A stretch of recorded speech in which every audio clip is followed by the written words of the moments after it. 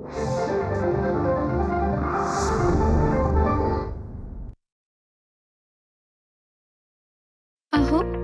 काय ग अग काय हो महान जीवनाचे हे शिलेदार नाही बनला हात याची जोडीदार. अहो काय ग अग काय हो कार्यप्रतिष्ठा कीर्ती दृष्टा मेहनतीची अति हो श्रेष्ठा.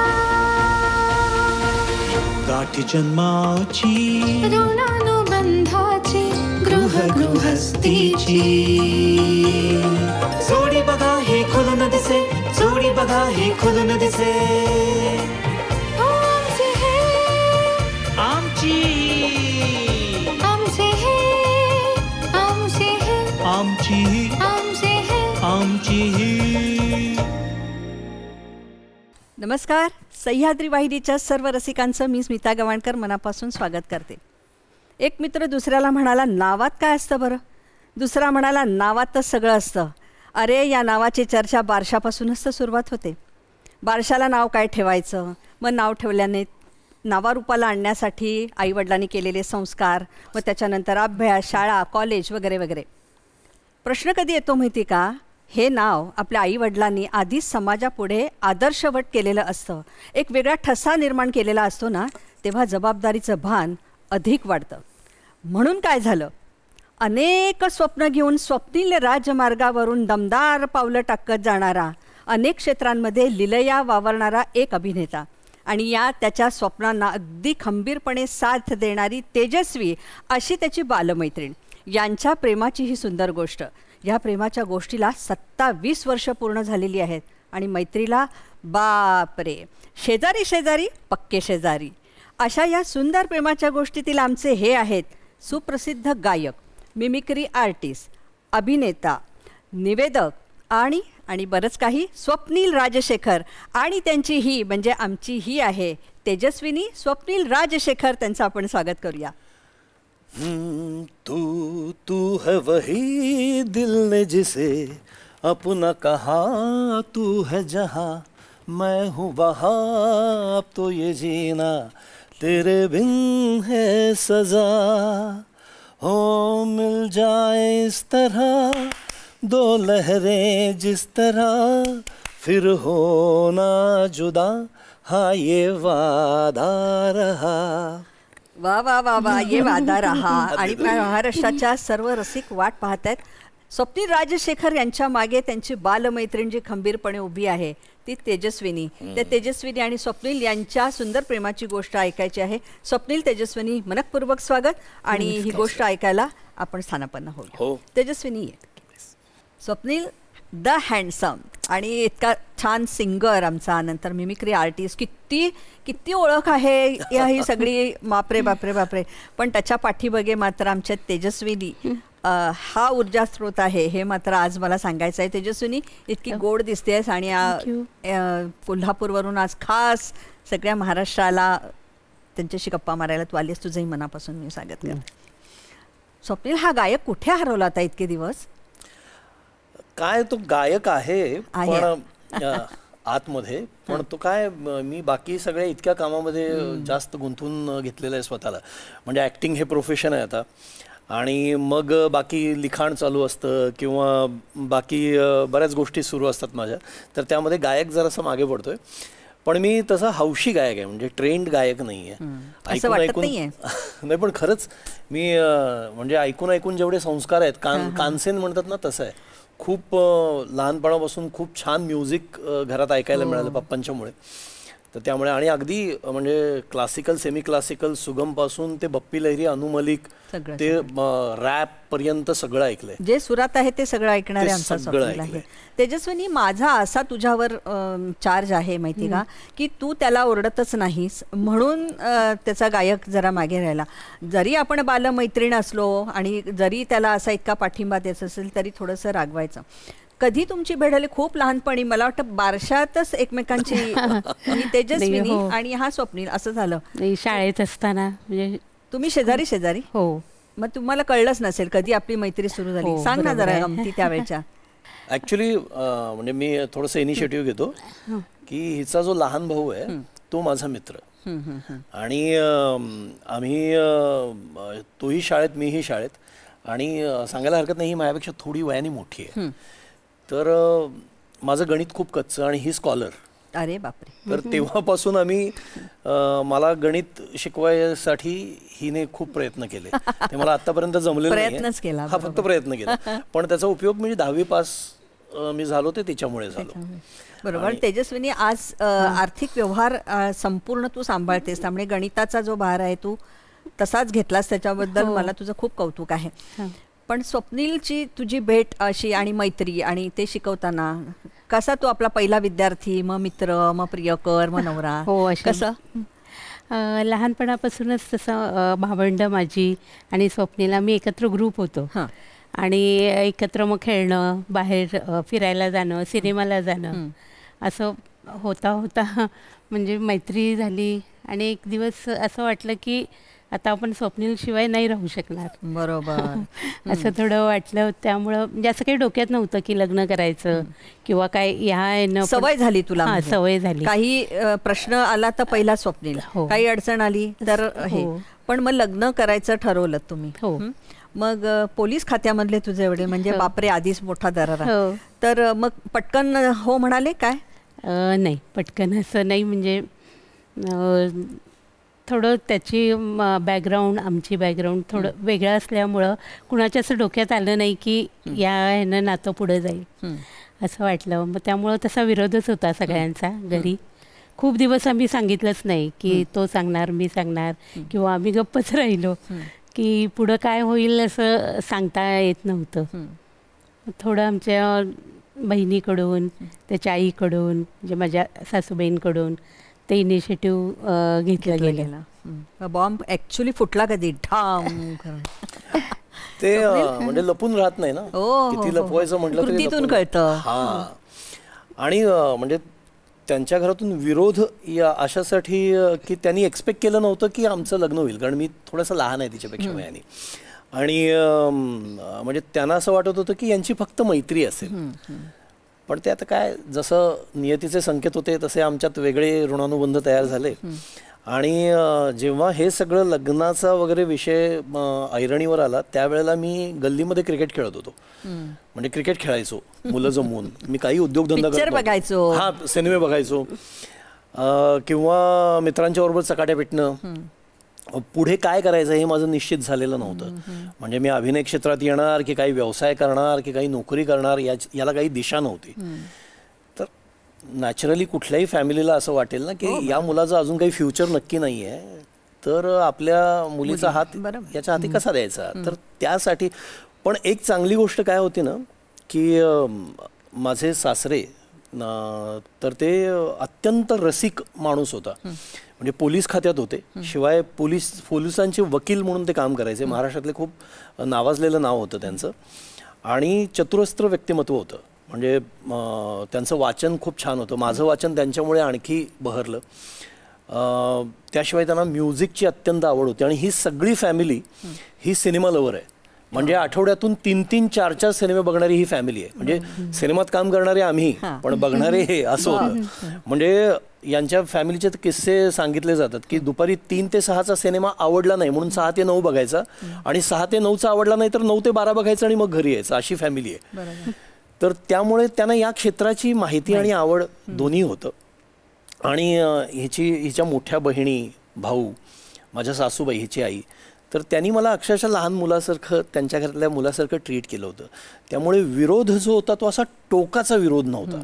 फक्त प्रश्नचिन्ह होतं की हा नक्की काय करणार. आणि पुन्हा आता हे आपण साधारण मिड 90s मधलं बोलतो. तर मिड 90s मध्ये कोल्हापूरमध्ये हे थोडेसे सिच्युएशन ऑड होती की हिला नोकरी लागली होती आणि मी काहीच करत नव्हतो. तर हे लग्न कसं होईल, अशी जी एक स्वाभाविक शंका असते ती त्यांच्या मनात होती. तर त्यामुळे ते थोडे दिवस आमचे कष्टाचे आणि त्रासाचे गेले. चुप के मिलने के गए.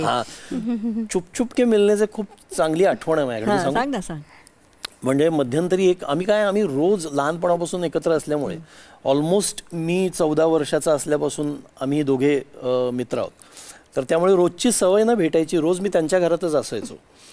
तर हे सगळं जेव्हा कळलं तेव्हा एक काळ असा आला की आम्हाला भेटायलाच मिळेल. आणि मोबाईल फोन्स वगैरे काही नाहीत, तर आम्ही आपले आणि लँडफोन फक्त माझ्या घरी. हिच्या घरी हिच्या वडिलांनी मुद्दाम फोन घेतलेला नव्हता, कारण त्यांचा कामाचा व्याप इतका होता की ते म्हणाले मी फोन घेतला तर मी त्याच्यातच अडकून राहील. तर त्यामुळे संपर्काचं काही साधन नाही. तर आम्ही त्यातनं काहीतरी आम्ही मार्ग शोधून काढले होते. पण तरीसुद्धा एक काळ असा आला की जवळपास 15 दिवस ना हिची काही बातमी मला ना माझी काही बातमी तिला. आणि असे 15 दिवस की काय चाललंय, ती कशी आहे किंवा मी कसं आहे हे तिला माहिती नाही, ती कशी आहे मला माहिती नाही. मग काय म्हणतो ना त्याला, आपलं वेवलेंथ कशी मॅच होते की आता उदाहरणार्थ तिचं घर इथे आहे, माझं घर इथे आहे. आता इथून असा यायचा एक रस्ता आहे आणि इथून असा यायचा एक रस्ता आहे. एकाच वेळेला एके दिवशी एका दुपारी एकाच वेळेला काही न ठरवता काही न सांगता ती तिथून माझ्या घरी यायला निघाली, मी या रस्त्याने तिच्या घरी जायला निघालो. आणि एकाच वेळेला मी तिच्या घरात आणि ती माझ्या घरात असं झालं. आणि तिच्या घरात कुणी नव्हतं, माझ्याही घरात कुणी नव्हतं. आणि मी परत फिरलो तर येताना वाट मात्र एका वाटेला भेटलो. आणि मी म्हटलं कुठे गेली होतीस? ती म्हणाली तुझ्या घरी गेले होते. ती मला म्हणाली तू कुठे गेला होतास? मी म्हटलं तुझ्या घरी गेलो होतो. तर अगदी न ठरवता काही न योजता. आणि मग त्या दिवशी आमचं कन्फर्म झालं की आपण हे रिलेशन असं म्हणजे त्याच्या आधी आमचं चाललं होतं की बघूया, फार सगळ्यांचा विरोध असेल तर कशाला आपण पुढचा विचार करा. पण त्या दिवशी कन्फर्म झालं की नाही, या नात्याला काहीतरी एक नियतीचा संकेत आहे, काहीतरी. नाहीतर असं नाही होणार, इतका योग नाही होणार की संपर्क न करता एकाच वेळेला आपण एकमेकांना भेटायला निघालो. आणि तो दिवस होता 9 फेब्रुवारी 1992. तर नरसोबाच्या वाडीला तेजस्विनी सासू सासरे आणि नवऱ्याला घेऊन पळाली. तेजस्विनी कसं काय एवढं डेअरिंग? हो, अगदी लग्नाचा दिवस येईपर्यंत असं वाटत नव्हतं की करू आपण किंवा पुढे जाऊ.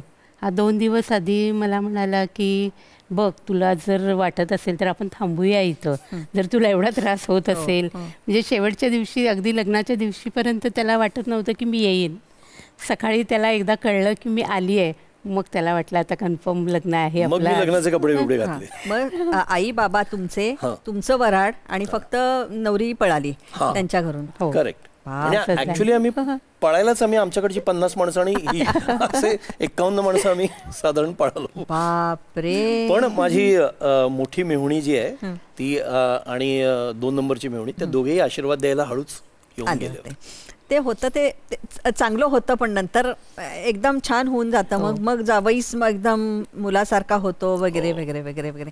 तेजस्विनी, राजशेखर हा चित्रपटसृष्टी गाजवलेला एक खूप मोठा खलनायक आणि तितकाच मनस्वी माणूस.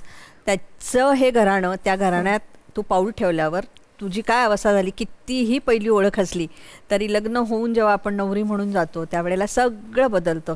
तुझी आणि आता मी साहेबच म्हणते राजशेखरजींना, कसं होतं तुमचं वातावरण घरातलं? सुरुवातीला मी खूप घाबरायचे त्यांना.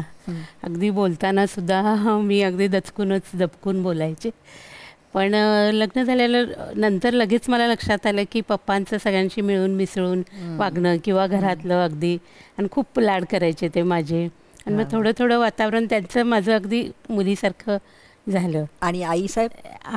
आई त्यावेळेला थोडं आश्रमाचं काम सुरू होतं, मातोश्री वृद्धाश्रम चालू होतं. त्यामुळं आई फार बिझी होत्या तेव्हा, कामात असायच्या तिकडे. पण पप्पा आम्ही घरी म्हणजे खूप त्यांनी लाड केले आणि खूप समजावून घेतलं, म्हणजे सांभाळून घेतलं मला. आणि आम्हाला बहीण नाहीये, म्हणजे आणि एक ऍक्च्युली माझी बहीण होती, ती काही ऍक्सिडेंटमुळे ती गेली. तर कदाचित पप्पानी मग आपल्या सुनेमध्ये आपली मुलगी बघितली असेही म्हणता येईल. तर त्यांनी खूप लाड केले त्याचे आणि हिने पप्पांचे खूप लाड केले. क्या बात आहे. जसं एका हाताने द्यावं तसं 2 हातांनी भरभरून मिळतं, तसं तेजस्विनी तुझं झालं. स्वप्नील, तू इतका भाग्यवान आहेस ना की राजशेखरजीचा तू मुलगा आहेस. एक वेगळी म्हणजे ओळख आहे तुझी, आणि पण ती जबाबदारी तू इतक्या छान पद्धतीने सांभाळीस. पण याला कारण सगळे म्हणजे अरुण सरनाईक, नंतर चंद्रकांत, सूर्यकांत, ही सगळी मंडळी, भालजींची वगैरे तुझी ओळख किंवा तू भेटलास ना? माझी भेट झाली, पण ते म्हणजे ते अगदीच थकले होते त्यावेळेला. म्हणजे ते 90च्या घरात होते आणि त्यावेळेला एकदा मी त्यांना सगळी मंडळी तुझे काका का? हा, आणि मला त्यातल्या त्यात अरुण काकांचं जरा जास्त आठवतंय, कारण ते त्यांचं येणं जाणं होतं आणि पप्पांशी त्यांची खूप चांगली मैत्री होती. आणि गाण्याची मला आवड लावण्यामध्ये अरुण काकांचं एक सहभाग आहे. ते तर अप्रतिम गायक होते. आणि त्यांचे भाऊ मला वाटतं शास्त्रीय संगीत गायक होते, शंकरराव सरनाईक. त्यांना महाराष्ट्र कोकिळ अशी पदवी होती. तर त्यामुळे त्यांच्याकडे संगीत होतं आणि पप्पांचं ऐकणं छान होतं. आणि बऱ्याच वेळेला अरुण काका आणि पप्पांच्या आमच्या घरात मैफिली व्हायच्या. म्हणजे अर्थात पप्पा ऐकायचे आणि अरुण काका गायचे. म्हणजे एक किस्सा तर मला आठवतोय की रात्री 2 वाजता अरुण काका एकदा आमच्या घरी आले होते आणि मला बाबा म्हणायचे. तर बाबाला उठव आणि वहिनीला उठव म्हणाले पप्पांना. आणि येऊन आमच्यासमोर एक अर्धा पाऊण तास गात बसले, त्यांचा मूड लागला म्हणून. आणि नंतर म्हणाले काय नाही रे, आता एके ठिकाणी हॉटेलमध्ये बसलो होतो तर तिथे एक जण आला माझं ऑटोग्राफ घ्यायला आणि म्हणाला की अरुण साहेब एखादं गाणं ऐकवा. मी म्हटलं मी हॉटेलमधला गायक आहे का, तुला काय ऐकवेन असं म्हणून त्याला शिव्या घातल्या आणि आलो. मी म्हटलं मी माझ्या भाच्याला आणि वहिनीला ऐकवेन असं म्हणून ते आले होते त्या दिवशी. तर ते माझ्या चांगलं लक्षात आहे. बरोबर, जे सुंदर आपण ऐकतो ना ते आपल्या व्यक्तिमत्वामध्ये झिरपत जातं. स्वप्नील, या निमित्तानं तू प्रचंड चित्रपट पाहिलेले आहेस. तर हे चित्रपटाचं वेड म्हणजे तुला काय बघायचं होतं? म्हणजे त्यातलं तू शास्त्र बघायचास, अभिनय बघायचास, की हे सगळे हिरो हिरोईन यांना पाहायचं, काय होतं तुझा नक्की? आधी तर एक सर्वसामान्य त्या आमच्या जनरेशनचं एक जे सिनेमाचं वेड होतं सगळ्यांनाच होतं. म्हणजे ते की दुसरं काही फार एंटरटेनमेंट नव्हती. टेलिव्हिजन नुकतं सुरू झालेलं होतं, दूरदर्शन. आणि तेही कोल्हापूरमध्ये 80च्या दशकात दूरदर्शन आलं, TV आला.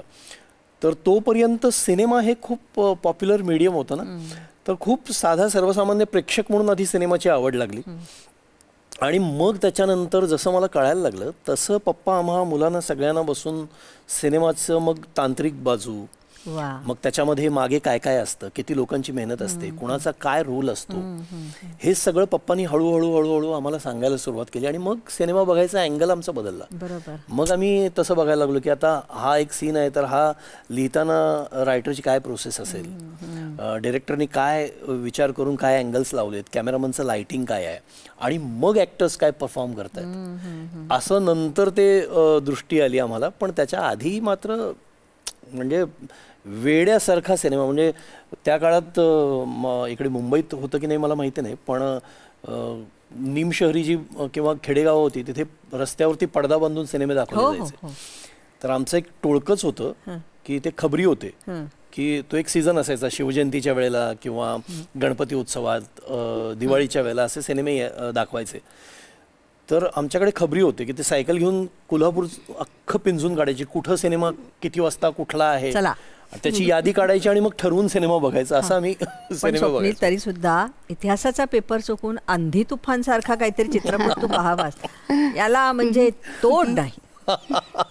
खरंय आंधी तुफान. हो, इथेच मी त्यावेळेला आम्ही मुंबईला राहिलो होतो आणि माझी वार्षिक परीक्षा होती आणि ते नेमकं चाळीत बिल्डिंगमध्ये राहायला होतो. एका चाळवजा बिल्डिंग होती ती सायनला सरदार नगरमध्ये. तर त्यांनी आंधी तुफान सिनेमा आणला आणि माझा इतिहासाचा पेपर, तर माझं लक्षच लागेना त्या पेपरमध्ये. आणि मी काय तरी आजारपणाचं नाटक केलं. पहिली ऍक्टिंग मी तिथे केली असेल. हो, म्हणजे मी पोटात माझ्या दुखायला लागून मी पडलो जवळजवळ. आणि मग मला तिथून त्यांनी शिपायाबरोबर घरी पाठवलं की पेपर राहू दे अर्धा, तू जा घरी जा.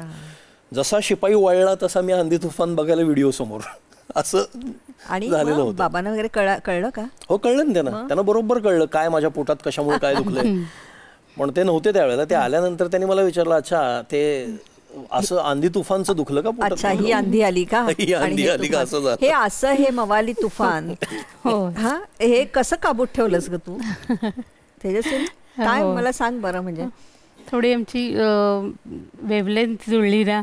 म्हणजे सिनेमाबाबत असेल किंवा बाकीचं विचार हे सेमच असल्यामुळं तेवढा काही जे काय करतो त्याला सगळ्याला तुझं हे आहे का? मग हे बरोबर नाहीये, कळलं ना?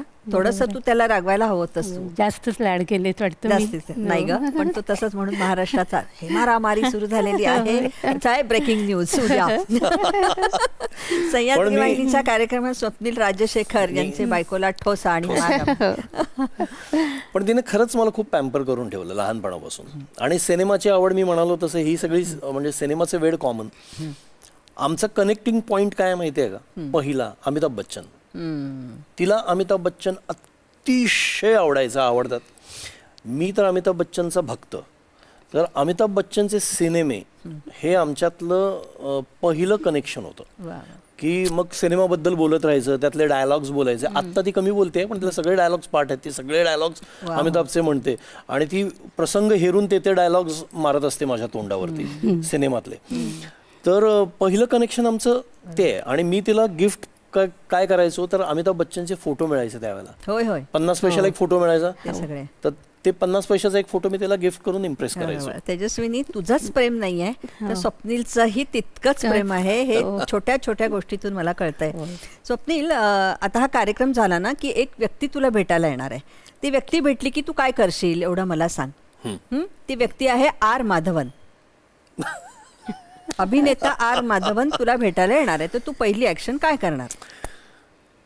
पहिली ऍक्शन म्हणजे मी आधी कुठं पिन आहे का शोधेन त्याच्या अंगावर आणि ते काढेन, कारण त्याची पिन काढायची खूप वर्षाची माझी इच्छा आहे. बरं, आता सांग काय झालं, काय एवढा राग तुझा? राग म्हणजे मी NCC मध्ये गेलो होतो. मी खरं तर अत्यंत गलथान बेशिस्त माणूस आहे, पण ते युनिफॉर्मचं एक अट्रॅक्शन असतं ना, तर त्या नादाने मी NCC मध्ये ऍडमिशन घेतली. आणि त्या काळात संजय दत्त सारखे माझे लांब केस मागचे वाढवले होते. म्हणजे ते खलनायक वगैरे सिनेमे आले ना, एवढे केस वाढवायची फॅशन होती. तर मी 11वीला होतो पण केस एवढे वाढवले, कारण ते शाळेपर्यंत केस वाढवायला मिळालेले नव्हते. तर ते केस ठेवून मी NCCच्या कॅपमध्ये लपवून मी NCCची परेड केली एका रविवारी. आणि त्याच्या फुशारक्या पण मारल्या. दुसऱ्या रविवारी मी तसंच सगळं केस पिनअप करून टोपी व्यवस्थित घालून परेडला गेलो. आणि एका सिनियर कॅडेट आमची परेड घेत होता. तो काही सेकंदाने आला आणि त्याने मला बाहेर बोलवलं. आणि मी आपला साळसूतपणे काय वगैरे असा गरीब चेहरा करून गेलो. अभिनय. तर त्याने ते माझ्या जे टोपी होती ती टोपी काढली, त्या सगळ्या पिना निघाल्या आणि माझे लांब केस असे पसरले. तर ते दिसायलाच इतकं मजेशीर दिसलं की NCCचा ड्रेस आणि एवढे संजय दत्त सारखे लांब केस, ते सगळे हसायला लागले. तर तो सिनियर कॅडेट ओरडला मला, हे काय म्हणाला, आणि तो इंग्लिशमध्ये बोलला ना. आणखीन राग, कारण मी मराठी मीडियमचा होतो. मी म्हटलं तू बोल ना, तू शिव्या घाल, पण तू इंग्लिशमध्ये का शिव्या घालतोय?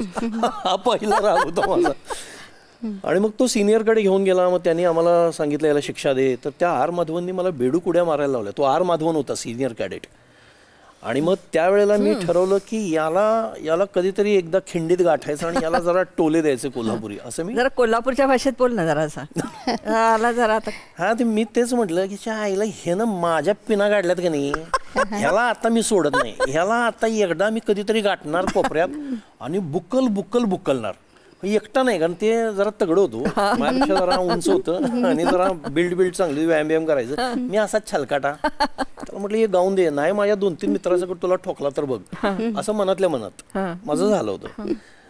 पण ते काही झालं नाही, तो काही सापडला नाही. म्हणजे तो इतक्या लांब त्या राजाराम कॉलेजला होता की माझे मित्र म्हणाले, अरे ते राजाराम कॉलेजवर किंवा त्या बावड्यात DY पाटीलला मारामारी होणार. त्याची गर्लफ्रेंड DY पाटीलची होती, त्यामुळे तो DY पाटील कॉलेजवरती असायचा. तर तिथून जर मारामारी झाली आणि त्यांनी आपल्याला मारायला सुरुवात केली तर तिथून खूप लांबपर्यंत पळत यायला लागेल. तर ते राहू दे, पळपुटे तुम्ही. असंच आता होतच तसं, तर काय करू. तर म्हणून तो बेत आमचा बारगाळला. पण ते मी डोक्यात ठेवलंय की आर माधवन बरोबर कधीतरी काम करायचं आणि ऍक्टिंग मध्ये जर जमलं झेपलं तर मारायचं, ते काढायचं. असं किती गोड आठवण आहे ना. आर माधवन आता काय झालेलं आहे, तोही म्हणत असेल, ज्याच्या मी पिना काढल्या तो स्वप्नील राजशेखर आहे. या शिव्यांवरनं मला आठवलं, कोल्हापूरमध्ये सहज जाता जाता प्रेमानं पण शिव्या घातल्या जातात, नाही का रे? काय गंमत असते नाही. म्हणजे ते आता म्हणजे खरं तर शिव्या ह्या काही समर्थनीय नाहीये. खरं, पण आता काय तो एखाद्या संस्कृतीचा एक भाग झालेला आहे, तर ते कोल्हापुरात थोडंसं आहे. म्हणजे साधारण 4 वाक्यामध्ये 1-2 शिव्या असं ते प्रमाणात बोलताना होतं. पण कसं आहे ना, ते आता त्या शिव्या त्यांना ती धार राहिलेली नाही आहे. वर्षानुवर्ष त्या वापरल्यामुळे ते खूप प्रेमाने शिव्या देणं घेणं होतं. बऱ्याच वेळेला असं होतं की समोरचा मित्र जर शिवी देऊन बोलला नाही तर याचं माझ्यावरचं प्रेम कमी झालंय असंही वाटतं. ते त्या मातीचा गुण आहे, मातीचा गुण. खरं की ना. तेजस्विनी, कधी याने तुला अशी अमिताभच्या आवाजात मिमिक्री करून तुला फसवलंय का ग? कैसे हो तेजस्विनी असं वगैरे? हो, सुरूच असतं आमचं नेहमीच. हो, म्हणजे सिनेमातले काही प्रसंग किंवा डायलॉग हे आमच्या असं अगदी जीवनातला भागच आहे. म्हणजे घरामध्ये गाणं सुद्धा सदैव म्हटलं जातं आणि गाणं. मिमिक्री पण केली जाते. स्वप्नील, हे मिमिक्री हा व्हॉइस आर्टिस्ट कुठे म्हणजे तू कितीतरी जाहिरातींना आवाज दिलेला आहेस किंवा शिवाजी आणि औरंगजेब या 2 पात्रांना आवाज देणारा तूच आहेस. अरे एवढा इतका व्हॉइस कल्चर हे कुठून शिकलास का? हे तुझं आधीपासूनच आहे? थोडं अंगीभूत असेल आणि थोडा अभ्यास आहे. म्हणजे आवाज वापरायला पप्पांच्यामुळे शिकलो. पप्पा जेव्हा निगेटिव्ह रोल करायचे तेव्हा त्यांचा वेगळा आवाज असायचा, पण पप्पा जेव्हा कॉमेडी करायचे किंवा घरात आमच्याशी बोलायचे तर ते वेगळ्या आवाजात बोलायचे आणि मला त्याचं जाम अप्रूप होतं की पडद्यावरचे पप्पा आणि माझ्या घरातले पप्पा हे सर्वस्वी वेगळे होते. तर तिथून ते कुठेतरी एक ऑब्झर्वेशन असेल की असा एखादा ॲक्टर असा आपला व्हॉइस वापरू शकतो कॅरेक्टरनुसार. किंवा माझ्या पप्पांनी एक खूप फार्सिकल नाटक केलं होतं, ते दुर्दैवानं फार चाललं नाही कारण राजशेखरांना कोणी फार्सिकल नाटकामध्ये कॉमेडियन म्हणून स्वीकारलंच नाही. पण ते मला खूप आवडायचं आणि मी त्या पप्पांच्या नाटकाचे जवळपास 100 प्रयोग बघितले. तर त्यामुळे मला त्यातलं काम पप्पांचं खूप आवडायचं. तर तिथे कुठेतरी ती बीज त्याची पेरली गेली असतील. मग मी स्वतः माझ्या आवाजावरती प्रयोग करून बघायला लागलो. आणि मग जेव्हा आमच्या लग्नाचं सगळं घाटत होतं, मी म्हणालो मी काहीच करत नव्हतो, तर मग आता लग्न करायचं असं ठरलं तर काहीतरी कमवायला पाहिजे.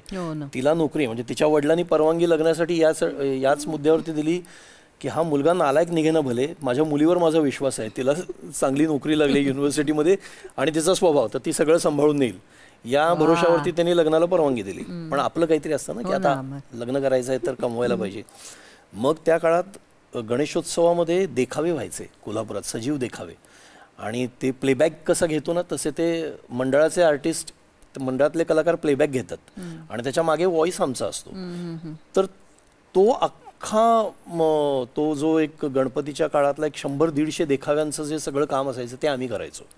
प्रत्येक सीनला माझा आवाज असायचा. म्हणजे आमची बरीच व्हॉइस ओव्हर करणारी मंडळी आहेत. तर मग त्याच्यामध्ये काय शिवाजी मीच, औरंगजेब मीच, मधला एखादा कुठला तरी कारतलब खान मीच, एखादा कोणीतरी पंत मीच, असे मल्टिपल कॅरेक्टर्स करायची सवय लागली. आणि त्याच्यातून ते मग त्याचा पुढे जाहिरातीसाठी वापर झाला किंवा आता जेव्हा मी डबिंग करतो तेव्हा त्याचा वापर होतो. कॅरेक्टरनुसार आपला आवाज बदलता येतो.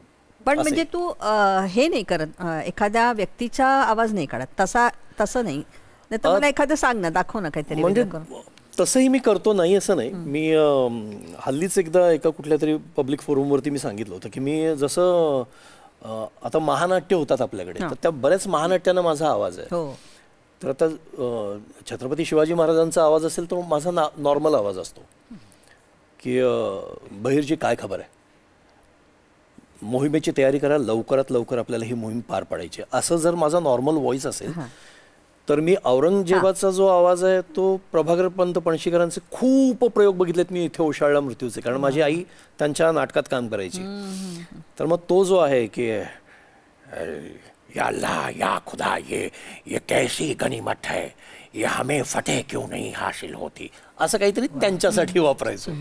तर हे सगळं करायची, म्हणजे हा आवडीचा भाग आहे, हा छंद म्हणून आहे जो माझ्या व्यवसायासाठी मला उपयोगी पडला. एवढंच. वा वा वा वा वा. तेजस्विनी, अशा पद्धतीने ह्याची करिअर एका छान सुरू होती. तू सगळं घरातलं, आता तू तर एका युनिव्हर्सिटीमध्ये काम करतेस ना. स्वप्नीलचं हे सगळं यश हळूहळू तुला पाहताना काय वाटत होतं की चला आता मार्गाला लागला आमचा मवाली प्रियकर? हो, म्हणजे त्याचं हे मला माझं स्वतःचंच काही प्रगती किंवा स्वतःचंच काहीतरी होतं आहे असं वाटत राहिलं. पण सगळं हे करत असताना मध्येच एक अशी तूच आजारी पडलीस. जो राजशेखर घराण्याचा आमचा एक खूप मोठा बुलंद अशी भिंत आहे ती थोडी हल्ली आणि खूप त्रास झाला, सगळ्या घरालाच खूप त्रास झाला. काय झालं तुला? माझा जरा हार्टचा प्रॉब्लेम होता. तो काही काळ थोडा म्हणजे वाढायचा किंवा कमी व्हायचा असं.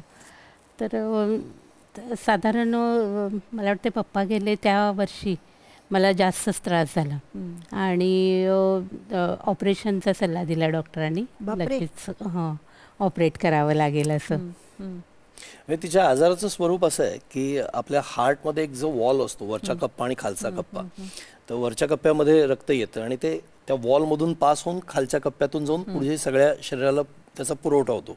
तो मधला जो वॉल्व आहे तो तिच्या एका लहानपणी आलेल्या तापाचा परिणाम म्हणून त्या वॉलचा साईज अर्धा झाला, निम्मा. तर याचा तसा गंभीर आजार आहे, म्हणजे तसा हा गंभीर आजार आहे. कारण साधारण आपल्याला 5 जिने चढल्यानंतर जी धाप लागेल ती तिला पहिल्या जिन्यात लागायची. आणि हे आम्हाला लग्नाच्या आधी माहीत होतं. म्हणजे म्हणजे खूप तिला मला वाटतं 16व्या-17व्या वर्षी तो आजार डिटेक्ट झाला आणि त्यावेळेला ओपन हार्ट सर्जरी करायचं पण ठरलं होतं रुबीमध्ये, पण ती कॅन्सल झाली ऐन वेळेला. कारण तिथल्या एका डॉक्टरनी निर्णय घेतला अमेरिकेच्या की आत्ता एवढ्यात ओपन हार्ट करू नका, कारण त्याने माणूस कायमचा आजारी होतो, अधू होतो. काही वर्षात नवीन टेक्नॉलॉजी येणार आहे. तर तिला दर 3 आठवड्याला इंजेक्शन्स लागायचे. आणि तुम्हाला माहिती आहे का की माझं लग्नाला परवानगी देताना सुद्धा या अटीवरती लग्नाला परवानगी दिली होती की आम्हाला मुलं नाही होऊ शकत. कारण बेबी कॅरी करणं आणि त्या डिलिव्हरीच्या ज्या पेन्स आहेत ते सहन करण्याची तिच्या हार्टची कपॅसिटी नाही आहे. पण त्याच्या पुढे मात्र चमत्कार आणि हिची दुर्दम्य इच्छाशक्ती. जेव्हा पहिल्यांदा आम्ही चान्स घ्यायचं ठरवलं तर तेव्हा म्हणजे ॲक्च्युली ते ॲक्सिडेंटल हे होतं, कन्सिव्ह केलं तिनं. तर त्यावेळेला आम्ही घाबरलो होतो की आता काय मूल होणार आहे आणि ते कसं काय. तर ती म्हणाली तू फक्त माझ्यावरती विश्वास ठेव, सगळं नीट होईल, तू माझ्यावरती विश्वास ठेव. आणि मग सगळं घरामध्ये वातावरण टेन्शनचं झालं. म्हणजे खरं तर सून प्रेग्नंट आहे म्हटल्यानंतर आनंद व्हायला हवा, दोन्हीकडे टेन्शन होतं की काय होतंय, कसं होतंय. मग डॉक्टरांचे सल्ले वगैरे सगळं चाललं होतं. पण हिची इच्छाशक्ती इतकी प्रचंड आहे की सुदैवाने निसर्गाने पण तशी योजना केली की पूर्ण दिवस व्हायच्या आधी पण सेफ डेजमध्ये डिलिव्हरी झाली आणि सगळं सुखरूप पार पडलं. वा वा वा वा. तिची दुर्दम्य इच्छाशक्ती आणि तुझ्यावर असलेलं निस्सीम प्रेम याने काय होऊ शकतं बघा. म्हणूनच ही आमच्या प्रेमाची गोष्ट आहे. आणि आता तर सुंदर 2 बाळं आहेत जी या क्षेत्रामध्ये उत्तम काम करतात. दुसऱ्याही वेळेला तेच झालं. दुसऱ्याही वेळेला तिनं सांगितलं की मला दुसरं मूल हवंय, आपल्याला दुसरं मूल हवंय आणि माझ्यावरती विश्वास ठेवा. तिने ठामपणे तिच्या घरातल्यांना माझ्या घरातल्यांना सांगितलं आणि मग दुसरं बाळ झालं. दोन्ही वेळेला. आणि दुसरं शौनक. वा वा वा. कृष्ण आणि शौनक आज आपापल्या क्षेत्रामध्ये खूप नाव कमावत आहेत. क्या बात आहे, क्या बात आहे. स्वप्नील, घरामध्ये सगळं छान चालू होतं पण मराठी चित्रपट थोडासा हे झाला होता आणि कोल्हापूरचं वातावरण जिथे अनेक शूटिंग्स वगैरे व्हायची ती थोडी हे करून पुढं सरकलं ते सगळं. पुणे, मुंबई. बाबांची नेमकी अवस्था तेव्हा काय होती की कामं कमी होतात, हे एका कलाकाराला खूप त्रासदायक असतं. म्हणजे मला उपाशी ठेवा पण मला काम द्या. कधी तुझ्याकडे बोलायचे किंवा त्यांच्या वागण्या बोलण्यामध्ये काही फरक झाला त्यामुळे? असं काही बोलण्याचा त्यांचा स्वभाव नव्हता, पण ते नक्की सगळं ते मिस करत होते. डाऊनफॉल होता त्यांचा. म्हणजे मी अगदी स्पष्टपणे बोलतो या विषयावरती. याचं कारण अनेक कलावंत हा आपला कार्यक्रम बघत असतात तर त्यांना कळावं की राजशेखर ज्यांनी 130 पेक्षा जास्त सिनेमे केले, 80च्या दशकामध्ये त्यांचा डाऊनफॉल होता. त्यांच्याकडे सिनेमाचा पॅटर्न बदलला होता आणि त्यांना कामं नव्हती फार. तर त्यावेळेला ते म्हणजे 1-2 म्हणजे वर्षातून एखादा सिनेमा, 2 सिनेमे, 3 सिनेमे असे त्यांचे होत होते. पण जसा त्यांचा आधीचा जो फ्लो होता तो नव्हता. पण त्यांनी आम्हाला कधीही आम्हाला मुलांना किंवा घरात ते जाणवू दिलं नाही. त्यांना त्याची खंत 100% होती. ते आम्हाला कळायचं पण त्यांनी जाणीवेच्या पातळीवर ते कधीच येऊ दिलं नाही. आणि म्हणजे काय म्हणतो ना, ते त्यांच्या वागण्यामध्ये, त्यांच्या बोलण्यामध्ये त्यांनी स्वतःला असं मोल्ड करून घेतलं होतं. साध्या साध्या छोट्या छोट्या गोष्टींमध्ये खुश असायचे. म्हणजे हिने एखादा सकाळी नाश्त्याला त्यांच्या आवडीचा पदार्थ दिला की ते प्रचंड खुश असायचे. त्यांना काहीतरी आम्ही संध्याकाळी गाणी म्हणायला बसलो, काहीतरी छान गाणं लावलं की ते खुश असायचे. तर त्यांनी त्याच्यामध्ये स्वतःला गुंतवून घेतलं होतं. आणि प्लस त्यांचं काय झालं ना, सेम टाईम त्यांचं सामाजिक क्षेत्रातलं काम पण खूप सुरू झालं. म्हणजे हा जो वृद्धाश्रम मगाशी म्हणालो, तर ती इच्छा माझ्या आईची होती, पण त्याच्यासाठी खूप सगळे कष्ट माझ्या पप्पांनी केले. म्हणजे शासन दरबारी जाणं, तिथून ते सगळे प्रस्ताव भरणं, ते आणणं, त्याच्यासाठी परमिशन, स्वतःची ओळख वापरणं, बऱ्याच वेळेला असं करावं लागतं. तर ते सगळं पप्पांनी आईच्या बरोबरीने केलं आणि त्या दोघांनी मिळून तो शेवटी 1999 साली वृद्धाश्रम सुरू केला. तर त्यांनी स्वतःला त्यामध्ये बिझी करून घेतलं. पण एका ॲक्टरला हे सगळं नाही पुरत. आणि शेवटच्या 5 वर्षात चमत्कार झाल्यासारखा काय झालं मला माहिती नाही, पण शेवटच्या 5 वर्षात ते पुन्हा इतके बिझी झाले, त्यांना इतके सिनेमे त्यांनी केले ते शेवटच्या 5 वर्षात. पण मधली 10 वर्ष त्यांची खूप मोठा स्पॅन गेला, मोठा स्पॅन होता. आणि तो सगळे रसिक हळहळत होते की ही मंडळी कुठे गेली, यांचं काय झालंय, यांना काम कसं मिळणार. आणि पण सिनेमाचा पॅटर्नच बदलला. कॉमेडी झाल्या तर पप्पा खरं तर कॉमेडी करायचे, पण ते लोकांना माहिती नव्हतं. त्यांच्याकडे खूप छान ह्युमर होता ना, म्हणजे खूप सेन्स ऑफ मजा करायचे ना. हो, कमाल ह्युमर होता त्यांचा. पण तो लोकांना माहिती नव्हता.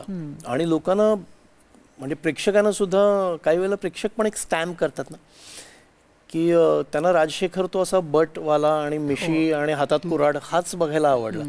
त्यांचा ना विनोदी सिनेमा चालला ना विनोदी नाटक चाललं. त्यामुळे त्या 80च्या विनोदी चित्रपटांच्या लाटेमध्ये त्यांची कामं कमी झाली होती. तुझ्यामध्ये एक उत्तम निवेदक लपलेला आहे. आता त्याचं रहस्य काय आहे? इतकं छान हिंदीमध्ये तू सांगतोस, इतकं छान तुझ्या फेसबुक वॉलवर इतकं तू सुंदर लिहिलेलं असतंस की ते जिवंत चित्र उभं होतं. हा आता कुठून आला मध्येच एकदम छान निवेदन? गोष्टी सांगण्याची उर्मी हेच त्याचं मूळ आहे, बाकी काही नाही. आणि भाषा म्हणाल तर भाषा हा माझा एक अभ्यासाचा आवडता विषय आहे. वेगवेगळ्या लहेजांमध्ये बोलणं,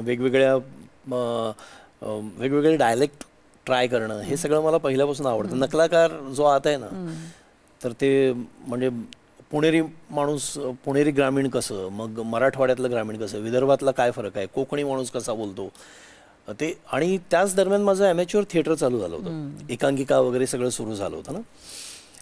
तर त्याच्यामध्ये मला हे सगळं वापरायला चान्सेस. सांग, तू हे बोलतोयस ना, ते जरा बरं नाही वाटत. ते करून दाखव ना जरा, हे ग्रामीण कसं, ते ग्रामीण कसं, म्हणजे काय?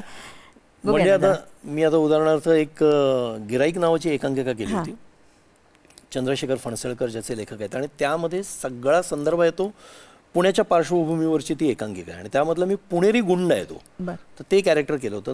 ते करताना मी असा विचार केला की अरे हे कोल्हापुरातनं आम्ही एकांकिका करतोय, पण संदर्भ सगळे सदाशिवपेठ किंवा बुधवारपेठ किंवा असे पुण्यातले संदर्भ आहेत, तर ते मी कोल्हापुरीत बोलून नाही चालणार ना. तर मग मी त्याच्यावरती थोडासा अभ्यास केला. मग कसे वर्गा, ओ चला ना भाऊसाहेब, चला ना वाजलो व्हा ना, चला कशाला असं बोलताय, ही पुणेरी ग्रामीण आहे. आता कोल्हापुरी ग्रामीण तर मला बोलता येते, तर ती सुद्धा आता मी माझे काही ऐतिहासिक कॅरेक्टर्स केले, तर त्याच्यामध्ये नेताजी पालकर मी थोडीशी लिबर्टी घेऊन कोल्हापुरी ग्रामीणमध्ये केला, जी आपण अरुण काकांच्याकडनं, पप्पांच्याकडनं, सूर्यकांत काकांच्याकडनं जी ऐकायचो, तर ती केली की वाघ त्यो वाघच, पिंजऱ्यात अडकला तरी वाघ आणि जंगलात असला तरी वाघ. लोक हत्ती, ऊट आणि घोडं पैकत देऊन विकत घेतात, खरं वाघ कुणी फुकट देतो म्हटलं तरी घेत नाही. तुम्ही घेतलाय ना व, आता पाळून दावा. आता हे कोल्हापुरी टोनमुळे या डायलॉगला मजा आली. तर असं जरा हाऊस असताना नटाला ते भागवत राहायची. आणि तिकडे जरा पुढे सरकार ना विदर्भाकडे प्रयत्न चालू आहेत असून, बघ ना थोडंसं ट्राय कर, बघ लगेच जमेल. आत्ताच आपले ते दादा छान बोलत होते ना विदर्भी, इतकं गोड बोलले ते, लगेच कॅच केलं त्यांचं. बघू काय पोट्टे काय करून राहिले, चला बे, बघा साधारण असं. आपल्या कार्यक्रमाचे निर्माते विदर्भी आहेत, आत्ताच त्यांच्याशी बोलताना मी ते ना बाबा असं. वा वा वा वा वा. स्वप्नील, बाबांनी तुझी ही सगळी प्रगती बघून तुला काय, म्हणजे काही तुला कॉम्प्लिमेंट द्यायचे किंवा काय चाललंय राजे असं वगैरे म्हणायचे? हा, ते ॲप्रिशिएट करायचे, न बोलता ॲप्रिशिएट करायचे, चुकलं तर आवर्जून सांगायचं. आणि माझ्या माघारी ते बऱ्याच वेळेला कौतुक करायचे. म्हणजे पप्पांचे मित्र सांगायचे की अरे तुझ्या बापाला खूप कौतुक आहे बरं का तुझं. त्यांनी मला सांगितलं की माझ्या पोराचं नाटक बघा किंवा ही एकांकिका बघा, छान काम करतोय. तर एवढं सुद्धा बोलणं त्यांचं म्हणजे माझ्यासाठी खूप मोठं कौतुकाचं होतं. आणि म्हणजे त्यांनी असं बसून मला कधी असं नाही सांगितलं की तू असं काम कर किंवा असं कर, पण ते पाहत असायचे आणि ते पाहतायत हे मला पुरेसं असायचं. की आणि मला माहिती होतं मी जिथं माती खाईन तिथं ते मला सांगते. तेजस्विनी, तुमच्या घरामध्ये आलेल्या सगळ्या लोकांबरोबर राजशेखरजी कसे असायचे आणि हे सगळं स्वप्नीलचं तुझ्या बाबांनी पाहिलं का? ते कौतुक करायचे का? करायचे. म्हणजे थोडा वेळ कमी मिळाला तसा. म्हणजे लग्नानंतर आमच्या 3-4 वर्षातच माझे वडील गेले, त्यामुळं तेवढा जास्त वेळ मिळाला नाही. पण ते जाताना खुश होते. म्हटले मी खूप समाधानी आहे तिच्याबद्दल आणि स्वप्नीलबद्दल. अरे वा, इतकं बोलले तरी खूप छान. तुमच्या घरात अनेक मित्रमैत्रिणी यायचे तेव्हा राजशेखरजी खूप मजा करायचे. तर एक दबदबा होता, भीती वाटायची का खूप मजा यायची? नाही, भीती नंतर नाही राहिली. जे लग्नाच्या आधी जी भीती होती ती काही नाही. अगदी इतकं गोड स्वभाव होता त्यांचा. आणि सगळं आमचे घरातले पण तिथं फॅमिली म्हणजे अगदी खूप मिक्स होऊन गेले. आणि भाऊ बहीण माझे सगळे यायचे आणि त्यांच्याशी खूप छान बोलायचे पप्पा. स्वप्नील, कोल्हापूरमध्ये एक खूप मोठी इंडस्ट्री आपली असताना सुद्धा चलो मुंबई असा एक नारा झाला. कारण सगळं म्हणजे सगळी इंडस्ट्री नंतर चित्रनगरी सगळी मुंबईत आली. हे जे सगळं परिवर्तन आहे कोल्हापूर ते वाया पुणे आणि मुंबई असं करताना तुला किती त्रास झाला आणि एक स्वप्नील राजशेखर नाव ठळकपणे मारण्यामध्ये काय परिश्रम करावे लागले? आपल्या घरात आपण आपल्या आसपास खूप सुखात असतो, तर पुढे जाताना काय काय प्रयत्न करावे लागले तुला? माझी ॲक्च्युली म्हणजे एक वेगळीच माझी अडचण होती. मला असं होतं की लहानपणापासून आई आणि पप्पा दोघंही काम करणारे असल्यामुळे मी खूप एकट्याने दिवस खूप काढलेत. तर मला फॅमिली हवी होती. आणि माझ्या लग्नानंतर म्हणजे तेजू घरात आल्यानंतर तोपर्यंत पप्पांचंही काम कमी झालं होतं. आई पण घरात जरा स्थिरावली होती. आणि आम्ही फॅमिली म्हणून जे काही आपण एन्जॉय करतो ना, की हॉटेलिंग असेल, पिकनिकला जाणं असेल, ते माझ्या लग्नानंतर सुरू झालं. आणि लगेच माझं लग्न झालं आणि पहिल्याच वर्षी मला मुलगी झाली. तर ते एक वेगळं कौतुक, वेगळा सोहळा, सगळे सोहळे लहान बाळाचे. तर मला ते सगळं सोडून मला करिअरसाठी मुंबईला यायचं नव्हतं. तर त्यामुळे मी ते जितकं होता होईल तितकं लांबणीवर टाकत गेलो की जाऊ दे ना, इथं व्हॉइस ओव्हर्स करू, इथले सिनेमे करू, जी काही समोरून कामं येत आहेत ती करू, छोटे छोटे सिनेमे येत आहेत. तंबू सिनेमा त्या काळात खूप चालला होता, तर ते माझ्याकडे आपसूक यायला लागले. तर ते मी करत राहिलो. आणि मी असं करत करत मुंबईला येणं खूप लांबणीवरती टाकलं. ते 2007 पर्यंत. 2007ला फायनली जेव्हा तो तंबू सिनेमाही संपत आला आणि आता पर्याय नाही आहे, तर त्यावेळेला मी मुंबईला ऑफिशियली मी एक भाड्याचं घर घेतलं आणि शिफ्ट झालो. आणि मग मी डेली सोप वगैरे करायला लागलो 2007 नंतर. पण मी रमलास काय या सगळ्या का रमावं लागलं तुला? रमावं लागलं. काय आहे, हा आपल्या व्यवसायाचा हा भाग आहे की आपण जिथे जातो, जिथे राहतो त्या जागेमध्ये तुम्ही तक्रार करून फायदाच नसतो. एनिवे तुम्हाला काम करायचं आहे, स्वीकारलं, ते आनंदाने स्वीकारलं, ते खूप आनंदाने स्वीकारलं. पण मी आज सुद्धा मुंबईत जरी काम करत असलो तरी मला 2 दिवसाचा गॅप मिळाला तरी मी माझ्या बायकोला भेटायला जातो कोल्हापूरला. रोज फोन करतो ना? हो, फोन रोज म्हणजे 1-1 तासाला आमचे फोन असतात. दर 1 तासाला 1 तास. आणि तुझ्या आवाजाच्या चढ उतारावर त्याला कळतं? हो, कळतं. वातावरण काय आहे? हो, पहिला हॅलो ऐकला की मग तो सांगतो माझा मूड कसा आहे, मला काय त्रास झाला आहे, मी खूप खुश आहे. तर पहिल्या हॅलोमध्येच तो ओळखतो. मध्ये काय झालं होतं की 2-3 दिवस तू फोनच नाही केलास, त्याला उचलला नाही फोन तू? आज भांडं फुटणार आहे. पुन्हा एकदा बरं नव्हतं तुला? हो हो हो, बरोबर. हां, तब्येत मला अचानकच असा त्रास झाला, चक्कर आली आणि मुलगी होती घरामध्ये आणि आम्ही दोघी दवाखान्यात गेलो. रात्रीची वेळ होती, ॲडमिट करून घेतलं. जरा मेजरच होता तसा प्रॉब्लेम. आणि स्वप्नीलचं शूटिंग सुरू होतं तिकडे. बापरे. त्यामुळं आणि मला वाटतं फिल्मचंच होतं शूटिंग आणि तिथून येणं पण त्याला काही पॉसिबल नव्हतं असं मला वाटलं त्यावेळेला. त्यामुळं मी त्याला समजूच दिलं नाही की मला बरं नाही आहे, मी ॲडमिट आहे दवाखान्यामध्ये. तो फोन आला की एकतर काहीतरी मी गडबडीत आहे असं सांगा किंवा काय असं झालं. आणि 2-3 दिवसांनी तो डायरेक्ट मग त्याला कळल्यावर दवाखान्यात आला. कारण झालं असं ना की असं कधीच होत नाही की ती एवढी बिझी नसतेच की माझा 2 दिवस फोन येणार नाही. बापरे. आणि मग मी विचारलं की नेमकं काय झालंय, तेव्हा मला कळलं की त्याची म्हणजे काय होतं, या सगळ्या आजारामध्ये ब्लड क्लॉट्स होतात आणि ते क्लॉट्स काही काही वेळेला पास होतात ब्रेनपर्यंत. तसं तिला झालं होतं.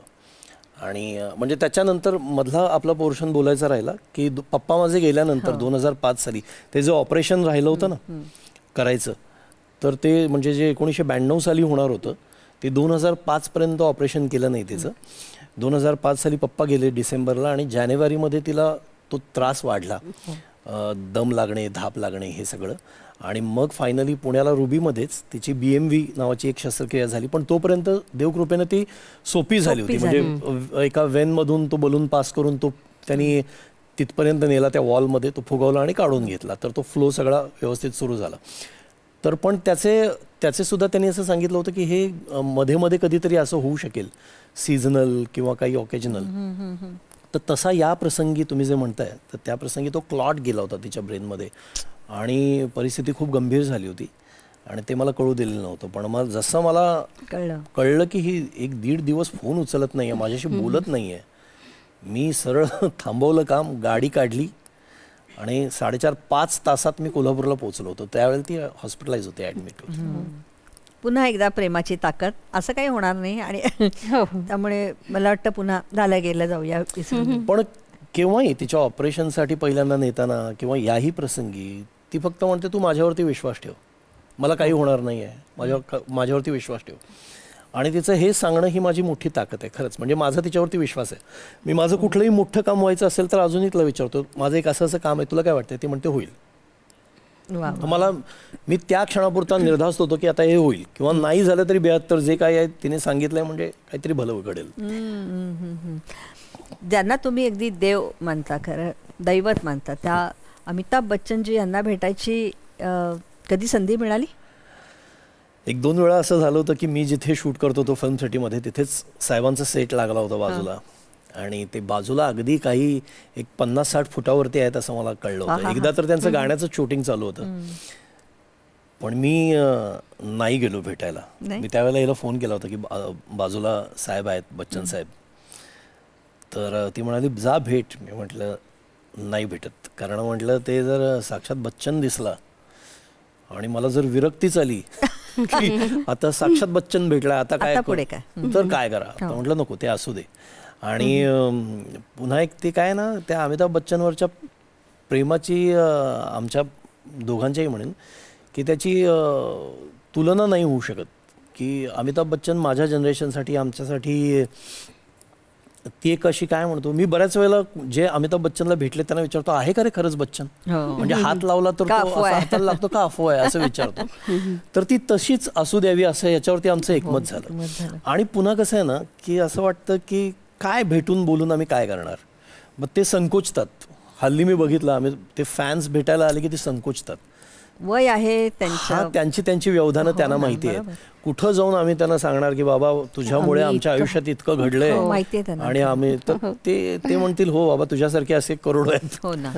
तर कधी जर असा प्रसंग आला की एकत्र काम करायला मिळालं, देवकृपेने आमचं जर नशीब तेवढं असेल तर मी भेटेन आणि मी त्यांना सांगेन आणि बसवून सांगेन, बच्चन साहेब ऐका की तुमच्यामुळे मी आमचं काय काय झालंय लहानपणापासून, असं मी सगळं सांगेन त्यांना. लवकर येईल, लवकरच तो योग येईल, तो मुहूर्त लवकरच येईल.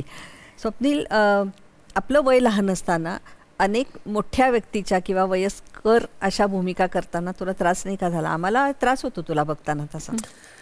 हो, त्रास म्हणजे काय ना, तो फायनली तुमचा महिन्याचा चेक येतो, त्या सगळ्या चेकमध्ये तो त्रास विरघळून जातो.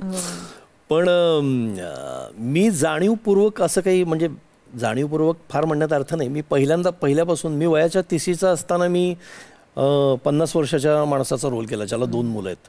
तर तेव्हा मला सगळ्यांनी, म्हणजे मित्रांनी अक्षरशः शिव्या घातल्या की का तू रोल करतोयस एवढ्या 2 मोठ्या, तुझं वय काय 30-32 वयाचं तू.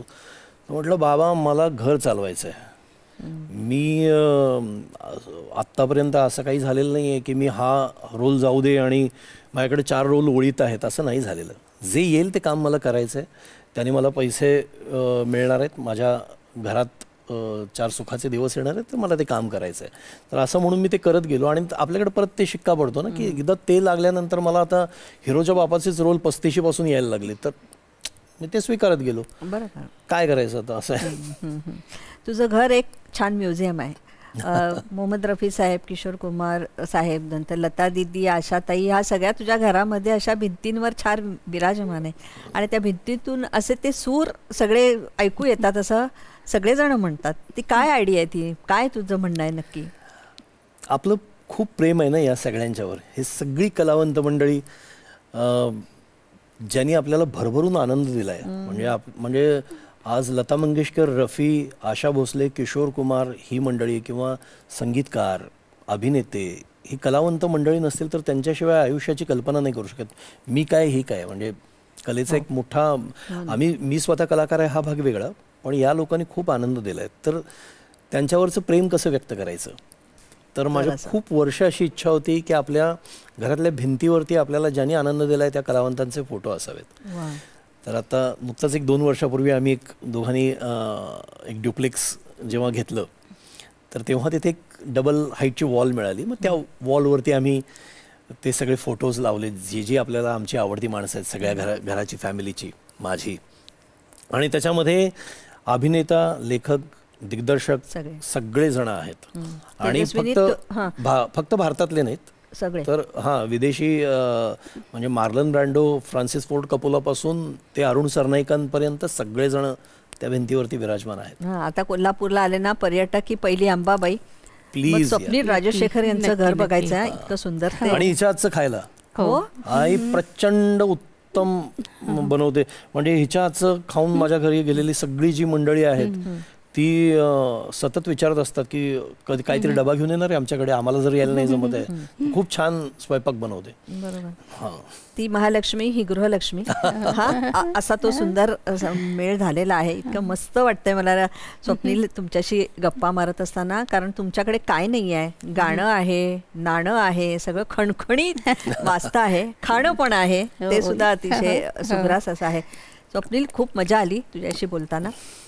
तुला पाहून नंतर तुझ्या सहवासात एक लक्षात आलं की माणूस खूप अंतर्बाह्य, साफ, स्वच्छ आणि निरागस असेल ना तर तो उमटतोच, तसं तुझ्याकडे बघून वाटलं. आणि तेजस्विनी, तू तर काय एक आदर्श आपल्या चित्रपटांमध्ये दाखवतात तेव्हा वाटतं की छे असं काही नसतं, पण ते खरं रूप म्हणजे आमची खरं तर ती कशी आहे ना, ती फार व्यक्त होणारी नाही, तिला फार बोलायची सवय नाही. ती एरवी सुद्धा घरात फार बोलत नाही. तिचं प्रेम व्यक्त होतं ते कृतीतून होतं. पण माझ्यापुरतं मी असं सांगेन की माझ्या आयुष्यात बघितलेली सर्वोत्तम व्यक्तींपैकी ही एक आहे. म्हणजे कधी कोणाबद्दल मनात कपट नाही, कोणाबद्दल द्वेषाची भावना नाही, कोणाबद्दल वैर भावना नाही, सगळ्या चांगल्याचं भल्याचं कौतुक आहे. आणि अशी एक पॉझिटिव्ह एनर्जी, एक ऊर्जा स्रोत तुमच्या घरात असणं, हे म्हणजे याची किंमत, याचं मोल तुम्ही नाही करू शकत. आज 27 वर्ष आमच्या लग्नाला झाली आहेत, त्याच्या आधी आमची 8 वर्षाची मैत्री आहे. तर इतकी वर्ष आम्ही एकत्र आहोत आणि आजही आम्हाला देवकृपेने एकमेकांचा कंटाळा नाही आलेला.